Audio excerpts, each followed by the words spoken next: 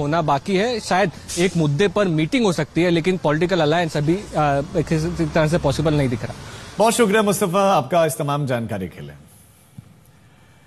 और अब बड़ी खबर को रुक करते हैं। राणा सांगा मामले में घिरे समाजवादी पार्टी सांसद रामजीलाल सुमन को अपनी पार्टी के अध्यक्ष अखिलेश यादव का खुला समर्थन साथ मिला है।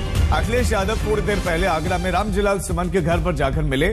अखिलेश ने रामजीलाल सुमन का खुलकर बचाव किया। करणी सेना की धमकी और तोड़फोड़ पर सरकार को घेरा भी।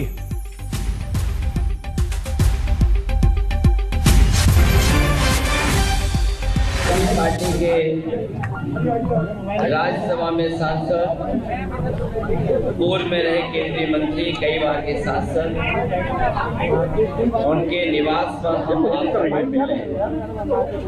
मेरे साथ समाजवादी पार्टी के राष्ट्रीय उपाध्यक्ष आदरणीय किरणमय नंदा जी भी हैं, पार्टी के जिलाध्यक्ष महानगर